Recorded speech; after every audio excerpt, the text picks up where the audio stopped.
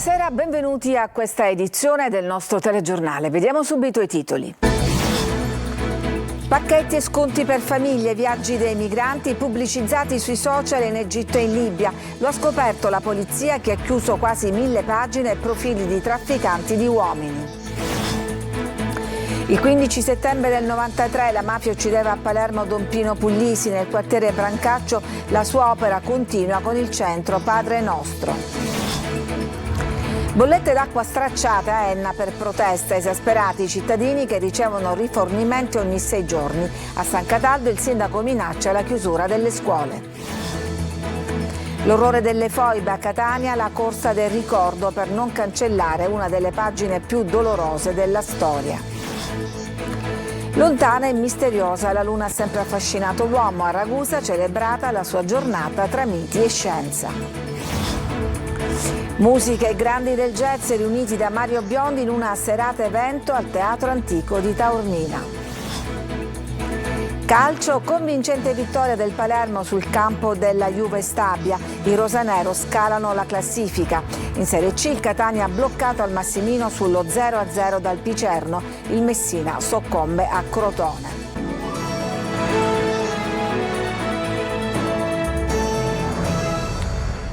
Viaggi della speranza per migranti in vendita sui social. Lo ha scoperto la polizia che ha chiuso quasi 1 migliaio di pagine e profili intestati a trafficanti di uomini. Spesso includevano anche pacchetti e sconti famiglia. Maglio Viola.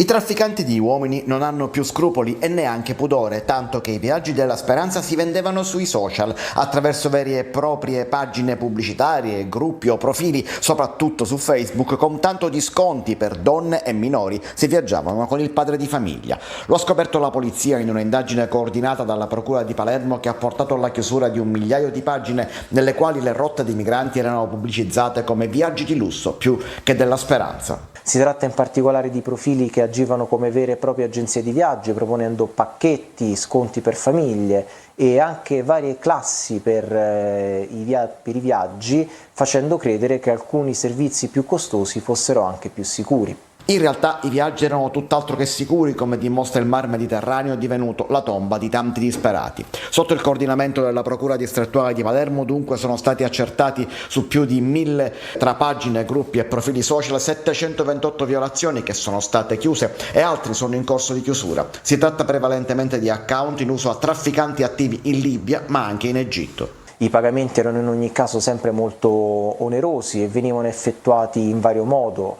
spesso dai parenti dei migranti nei paesi di origine, a volte in contanti sul posto e molte volte facendo ricorso al noto sistema bancario clandestino denominato Awala, che garantisce pagamenti anonimi e non tracciabili. L'operazione iniziata a novembre dello scorso anno è ancora in corso.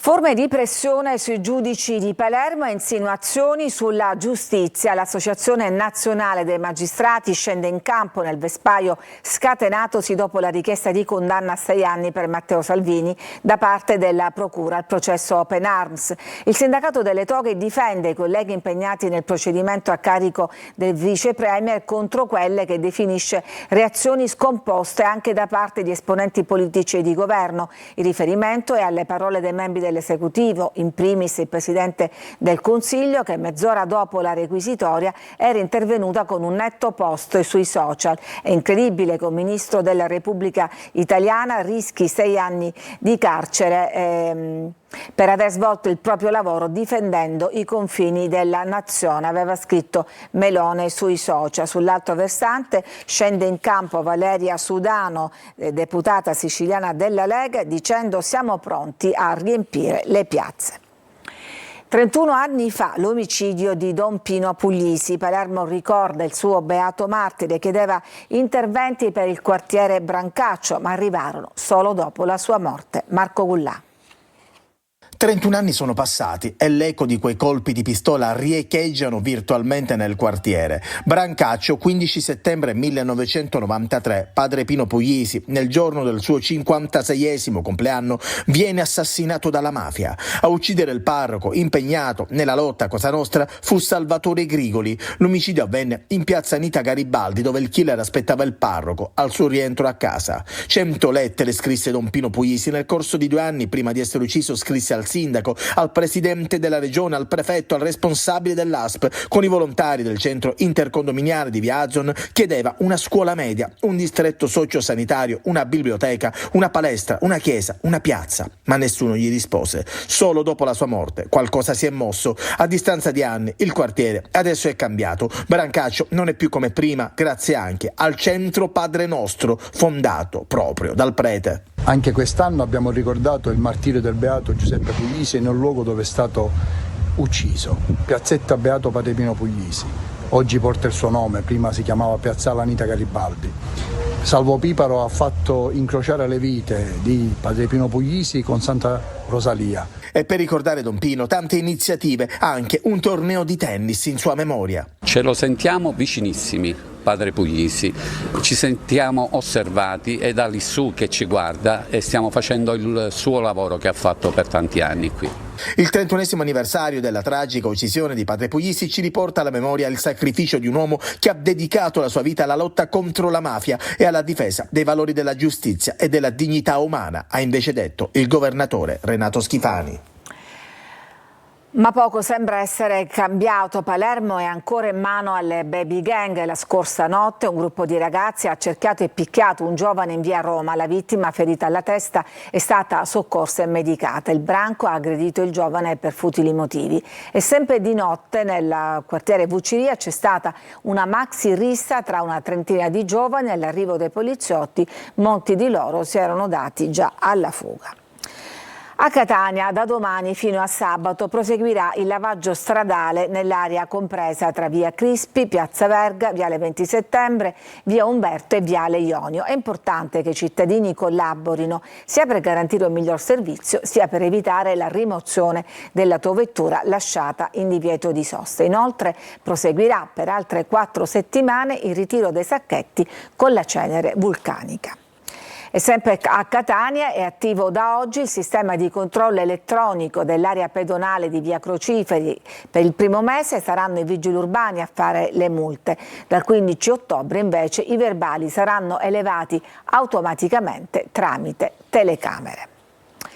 E si tira finalmente un sospiro di sollievo. A quanto pare l'estate sta finendo regalandoci un agognato calo delle temperature.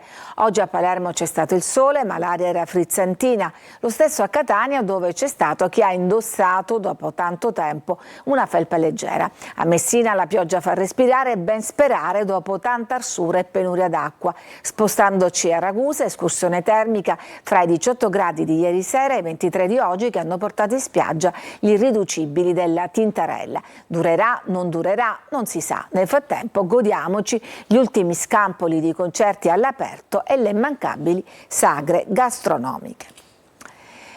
E intanto molti comuni sono ancora alle prese con l'emergenza idrica. AN cittadini hanno strappato le bollette dell'acqua per protesta contro il razionamento del rifornimento idrico che arriva ogni 6 giorni. GR Italia.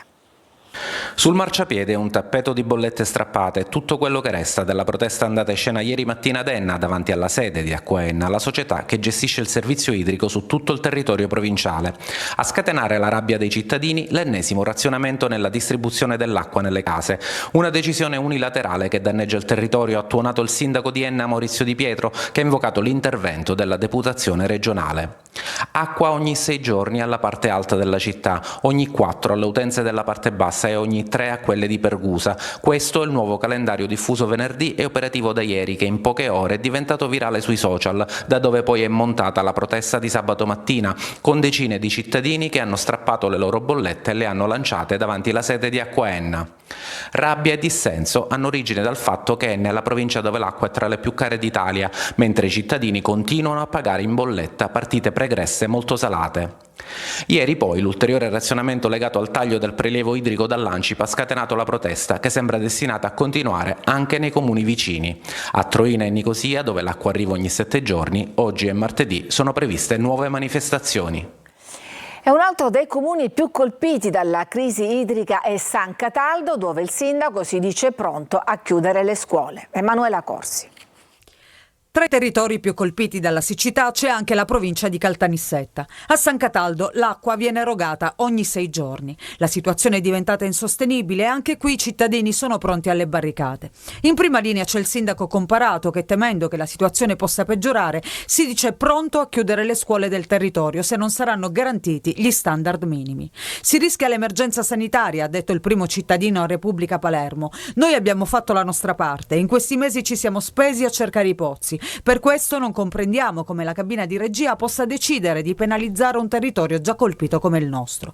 In questi mesi l'amministrazione comunale, oltre a cercare pozzi, ha anche messo in atto una serie di misure per alleviare i disagi dei cittadini, come l'installazione di punti di approvvigionamento d'acqua potabile in città, l'apertura di pozzi d'acqua ad uso domestico, l'impiego di autobotti comunali e del gestore idrico per rifornire le utenze in difficoltà. Adesso, dice il sindaco Comparato, aspettiamo soluzioni rapide e proposte da parte della Regione. Non c'era nessun disperso nella valle del Lippari nel Ragusano. Si sarebbe trattato di una bufala per quasi tutta la notte. Anche stamattina sono proseguite le ricerche di 3 presunti dispersi. La segnalazione era arrivata ieri sera al 118. Qualcuno chiedeva l'intervento di un'ambulanza per delle persone ferite e finite in un dirupo, ma quando l'ambulanza è arrivata non ha trovato nessuno. Adesso chi ha fatto la chiamata rischia una denuncia per procurato allarme. L'orrore delle foibe. A Catania si è disputata la corsa del ricordo per non cancellare una pagina dolorosa della storia italiana. Tonino De Mana. Furono uccisi a migliaia, scaraventati in anfratti carsici, altri patirono il freddo e morirono nei campi di prigionia jugoslavi, altri ancora subirono l'esilio. Le foibe erano, sono e resteranno una pagina dolorosa della storia italiana. Eccidi di massa subiti dalla popolazione giuliano-dalmata costretta a lasciare casa, affetti ed averi nel secondo dopoguerra. La corsa del ricordo, organizzata per la seconda edizione a Catania, serve anche a questo, a un valore storico, sociale e sportivo. Pantaloncini, scarpe da ginnastica e via di corsa con partenza da Piazza Università ed un percorso diversificato per agonisti 8,5 km e non agonisti 2 km e 800 metri. Grandi e piccoli, uomini e donne, runner di professione, semplici cittadini che con la loro presenza hanno voluto sottolineare l'importanza della manifestazione. Un albero senza radici cade e allora noi dobbiamo far sì che i nostri giovani di oggi abbiano conoscenza delle radici della nostra storia, della nostra identità nazionale, della nostra patria, che abbiano amore per le nostre città, per i nostri luoghi, per la nostra bandiera. Un circuito cittadino suggestivo con partenza ed arrivo in Piazza Università dopo aver attraversato via Vittorio Emanuele, Piazza Putelli, via Teatro Massimo, via di San Giuliano e naturalmente via Etnea. Hai appena finito di gareggiare, perché? Perché comunque la storia non si dimentica. Gli italiani sono finiti nelle foibe, diciamo così, e quindi... Vedo che è un po' commosso. Sono commosso perché molti sono morti. E quindi è un'occasione per ricordarli e per onorare le vittime. Vincitori della gara Dario Longo dell'associazione Universitas Palermo e Maria Nicotra della SD Atletica Sicilia. Ci fermiamo, c'è una pausa per la pubblicità, restate con noi perché poi parleremo della giornata della Luna e del concerto di Mario Biondi al Teatro Antico. A tra poco.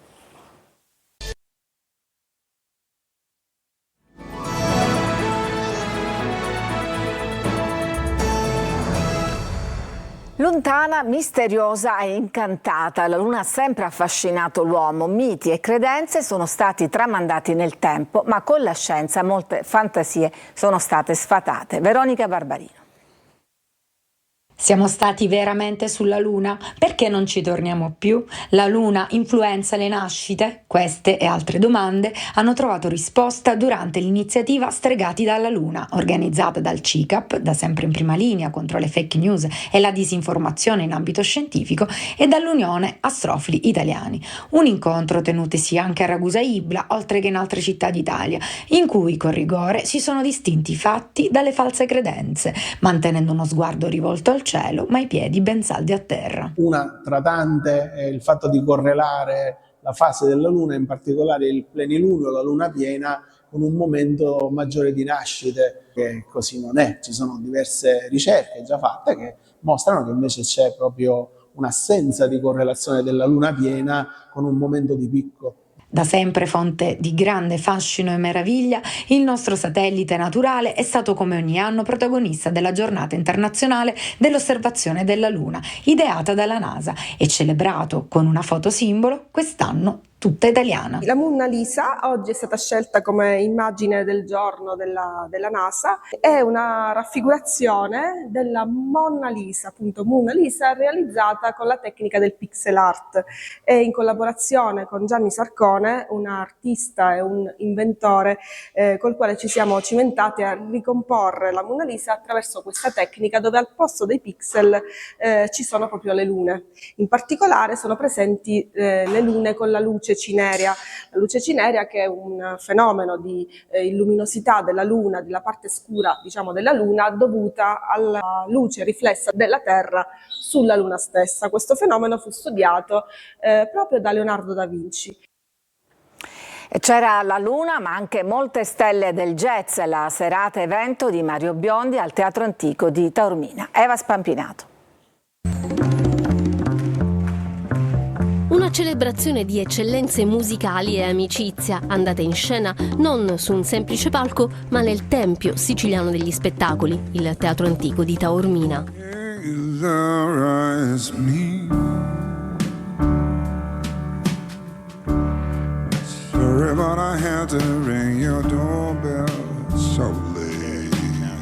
Ecco cosa ha pensato, ideato e realizzato ieri sera Mario Biondi per il concerto di chiusura del suo tour internazionale, Crooning Special Night, un omaggio alla musica jazz e soul con uno stuolo di guest star internazionali e nazionali di altissimo livello. Hey Laura, it's me. Sorry but I had to ring your doorbell so late. Da Gregory Porter, considerato uno dei migliori cantanti jazz viventi, a Ramer, Jeff Cascaro, Maria Pia De Vito, Ivan Segreto, Nick the Nightfly. E poi Mario Venuti e il duetto di Fortuna.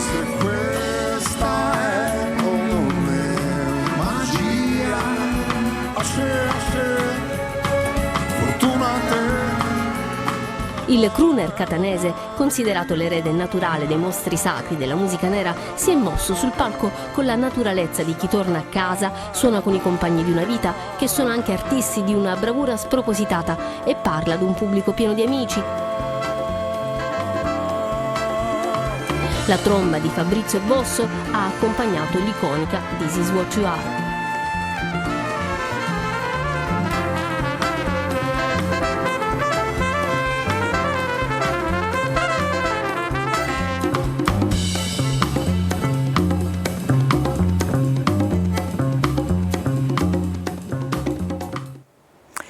Torna da domani Buongiorno Sicilia, l'appuntamento del mattino in onda su Antenna Sicilia tutti i giorni, dal lunedì al venerdì, dalle 8 alle 9:30. Notizie, ospiti, rassegna stampa, insomma tutto quello che serve per iniziare informati la giornata. Ci fermiamo, adesso c'è un'altra pausa e poi torniamo con una ricca pagina sportiva, cominciando dalla vittoria pesante per il Palermo. A tra poco.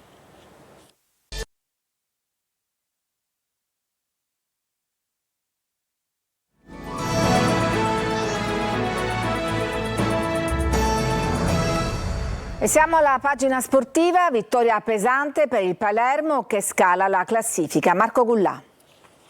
Arriva la seconda vittoria in campionato per il Palermo, un successo che cambia in parte anche il trend iniziale dei rosanero, che nelle ultime 3 partite hanno collezionato 7 punti. Non male. A Castellammare contro la Juve Stabia il Palermo vince e convince. 3-1 è una prova di grande maturità anche nella gestione del risultato. A siglare il vantaggio del Palermo ci ha pensato Segre, poi è arrivato anche il raddoppio di Henry al suo primo gol in rosanero.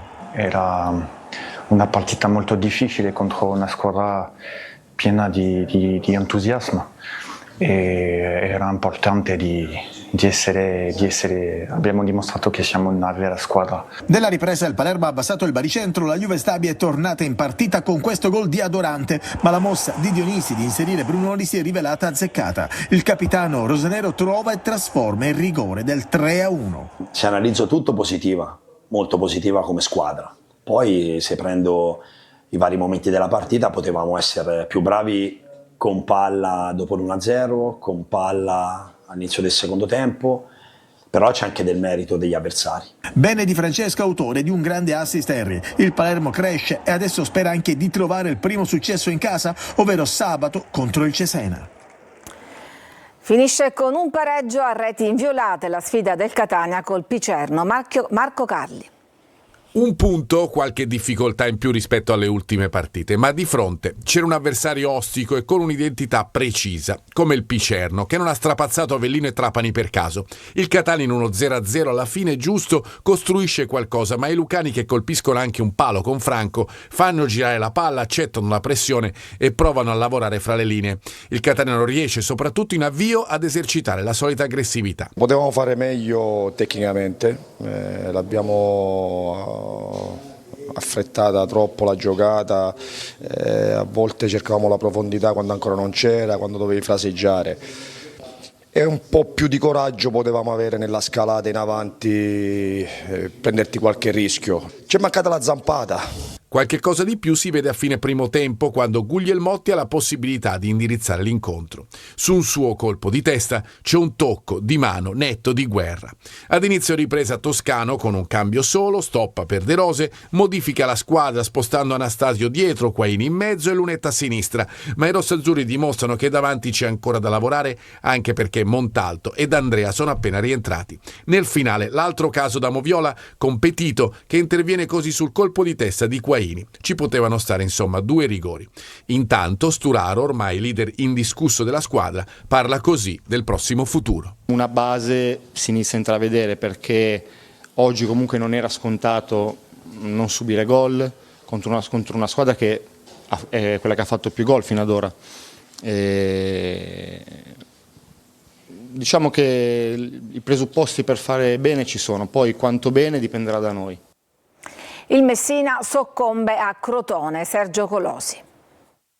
2-0 a Crotone come a Cerignola, secondo KO consecutivo in trasferta per il Messina, terzo Coppa Italia compresa. La squadra di Modica non si ritrova lontano dal Francoscoglio, dove non ha ancora segnato e conquistato punti, e la conferma è arrivata a Lezio Scida. Crotone timido e ancora ferito dalla sconfitta contro il Trapani, ma basta poco per capire che il Messina formato esterno è un altro avversario rispetto ai 4 gol con il Taranto. Dominio netto ma sterile dei rossoblù fino al minuto 18. A difesa schierata e immobile, Spina lavora per Silva, favorito dal velo del rientrante Gomez, e smarca Ovizac, che batte Curtosi di potenza e precisione, ripagando la fiducia di Longo. Dall'altra parte non c'è Frisenna, le novità sono Petrungaro e Salvo, escluso Ortisi. Il Messina ci prova con tiri dalla distanza. Petrungaro, il più attivo, sfiora il palo, Pedicillo alza la mira. Il Crotone si abbassa anche nella ripresa, ma i giallorossi non incidono. La difesa ospite invece soffre i tagli di spina per Ovizac, che va vicino al 2-0 negato da Curtosi. Partita chiusa anche per i numeri al minuto 27. Il sinistro a giro del brasiliano Silva accarezza il palo prima di finire la sua corsa in rete. Un Messina vulnerabile e fragile lascia Crotone con minori certezze rispetto alla gara vinta contro il Taranto.